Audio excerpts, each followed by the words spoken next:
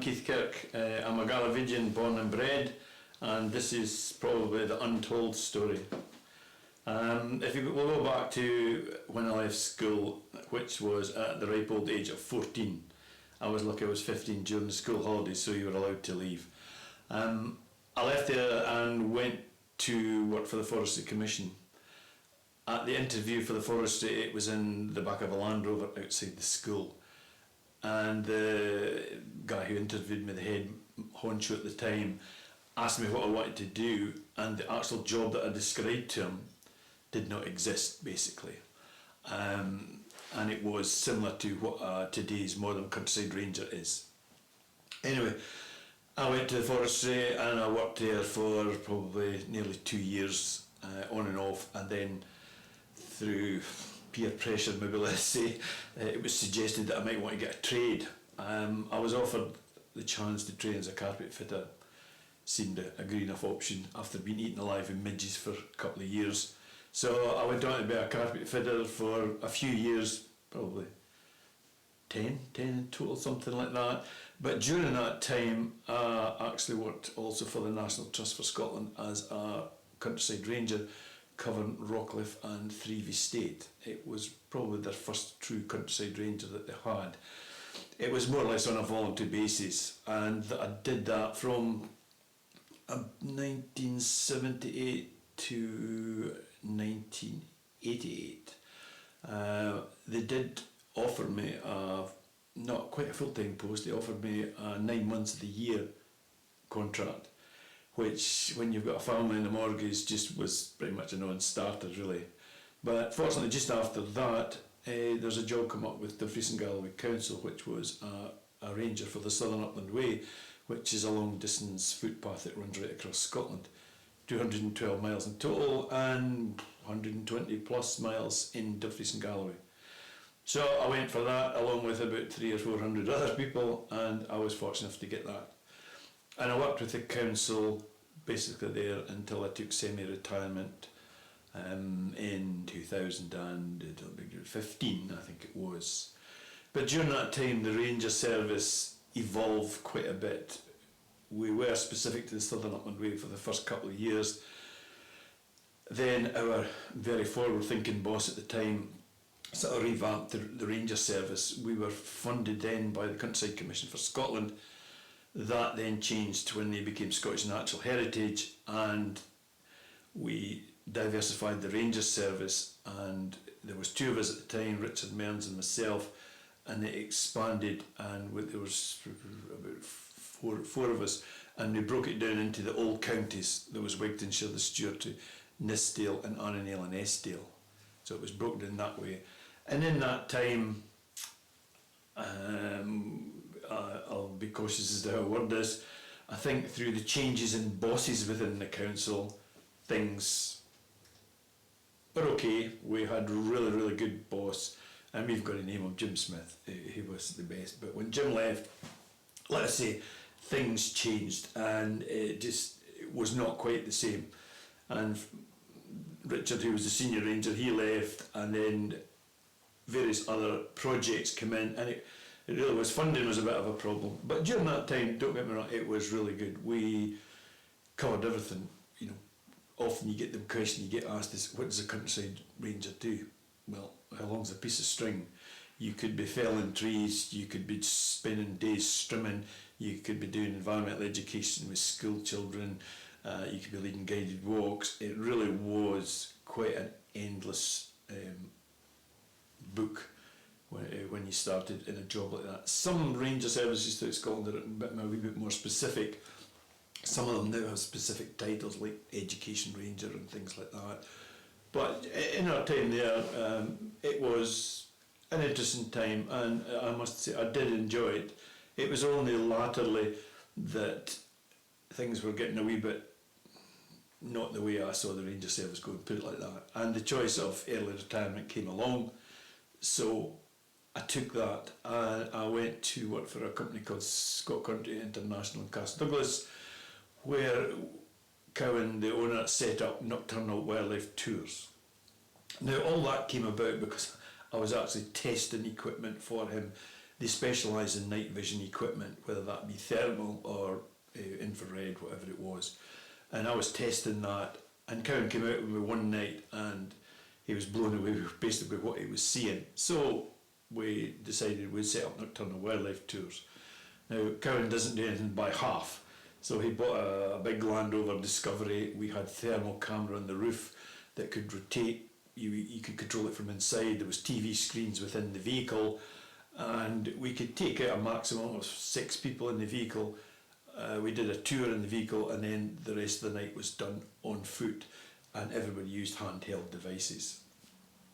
We did that for a couple of years, and I don't think Cowan will mind me saying, I think he got a bit much going out at night when he should maybe have been tucked up in his bed because we started, say, an hour after sunset.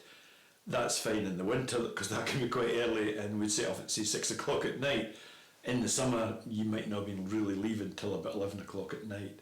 So he was going in to Scott Country to work the next day. So it was not the best for him, and he had a young family as well. So anyway, he decided he was closing that down. So I took it on myself, and basically then I just had, the units are very expensive.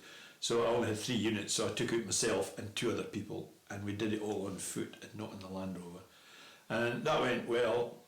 In fact, it was going maybe too well because there was people wanting 6 people at a time, and it just wasn't working. And unfortunately, 2020, COVID-19 has just put paid to it. Some of the items now need replaced and being very expensive, and I'm getting older, let us say. I've decided I don't think I'll start it up again. That said, you know, I have people, friends, other people have phoned me up and said, could you take me out? No, I'll never say never, put it like that. So that's it. But in all these years, I have always had an interest in photography. Actually, I wouldn't say we got it at school. I think the word was, they called us delinquents, maybe was the word that they used at the time. And they suggested on a Friday afternoon, every second week, I think it was, we got the whole afternoon on photography.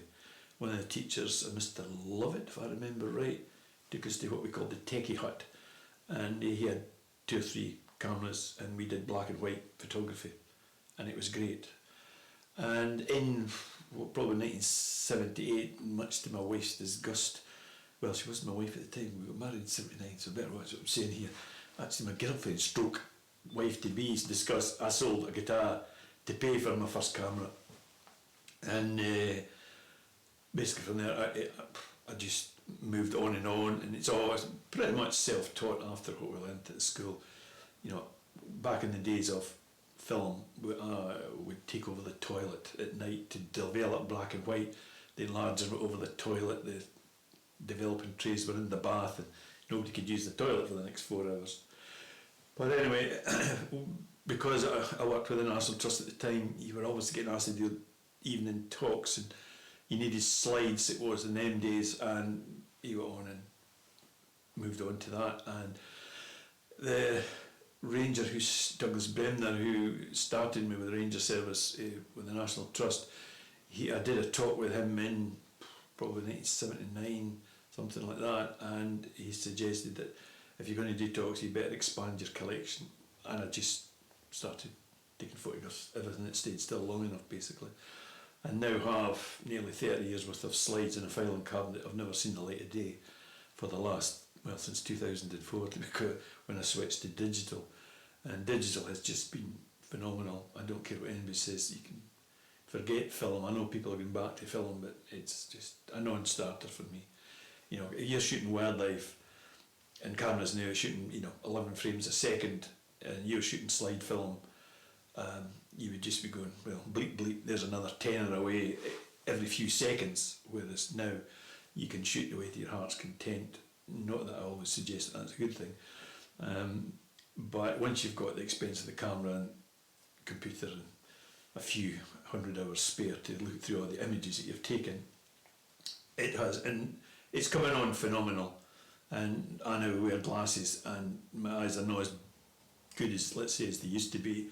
Autofocus is extremely important to me, and I always laugh when I hear people saying, you know, I bought a digital camera, I'm really liking manual, and I think you've just spent thousands of pounds on a digital camera and you're wanting to do manual. I said, they've got the most sophisticated the autofocus systems in them, and light metering system. Why the heck would you want to shoot manual? Okay, yes, you might shoot manual in occasional, but 99% of the time, you do, at least I do, I rely on the camera, as long as you know how to set it up. So photography took off, and as I say, in 2004, I said, probably just before that, digital will not take off. A guy, I had to go to speak to a TV crew about a giant turtle that got washed up in the shore, and this guy arrived with it was a woman. She just got the 1DX Nikon at, I said, 1 million pixel sensor. It cost £5,000 or something. And I just took one look at it and said, no, that'll never take off, it's too expensive. I'll be the first to admit I had to eat my words about a year later when I bought a digital camera. But, you know, it was either go with the flow or just fall by the wayside, probably. So I did that, and it's mainly wildlife that I'm known for, but in actual fact, photography is all about light and seeing the picture and all the rest of it. So I actually do quite a lot of other things, and I've written for the Galloway News for a long time and do a monthly nature notes for them. But I was approached in 2006, I'm guessing some of the dates here, but I think it was 2006, if I'd been interested in writing for a magazine that was called Dumfries and Galloway Life and the Borders, I think it was called then. It was going to come out every 2 months, and I said yes, so I did that. And that has just been absolutely fantastic. It's went from strength to strength. The original woman who was brought in to set up the magazine left, Andrea Thompson, the editor, come on, and I've worked closely with Andrea since, and doing a lot of wildlife, and you know, even within changes within the magazine, and now they don't have full-time photographers, it's all freelance, and I work freelance to the magazine, covering everything and anything that's needing done, along with a series of other photographers that she has, that she can call on dotted throughout the region. But I still write the monthly column, wildlife column in the magazine, and we're now coming up to I'm writing issue, 154 I think at the moment, so that's 154 issues, which when I look back I think, gee, that's quite a lot of work. I always try to make them seasonal, but it's not always that possible, and sometimes I know in advance what I'm going to write. Sometimes it's something that somebody says to me in the street, and I thought, well, if they want to know, somebody else will maybe want to know it, and I'll change it and write about that. Or if it's something that I've came across and happened to be photographing, which is quite unusual and things like that. So that is probably the state of play that we're at just now, and it's been an interesting life so far. I hope there's quite a bit to go yet. But the way technology is going, I think, and cameras are going, even this, I'm sitting looking at, not a video camera, I'm sitting looking at a digital SLR that has got video capabilities in it. And I certainly know a lot of press photographers who, you know, from all over the world, and they now have to multitask. They shoot with a digital SLR, but they're actually shooting the video bit as well. There is no video or big cine cameras, as it were, with them. They multitask now. There's not two separate teams sent out to the Middle East to cover something that's happened there. It's often just a guy or a woman with an SLR that's capable of video.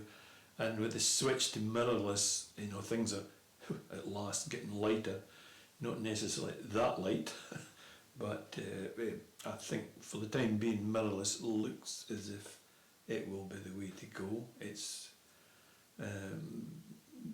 extremely high tech, I must admit, and some of the things that the cameras can do, like this eye focus, and I don't mean face recognition was one thing, but it's now switching to eyes and locking onto eyes and following them. For a wedding photographer, it's just a dream. You just don't need to worry about it. It just bangs straight on in the eye and just locks onto it. So the technology's there, and I just wonder what it'll be like in another, say, even 10 years' time, what the technology will be. So there you are, the end of the Keith Kirk story.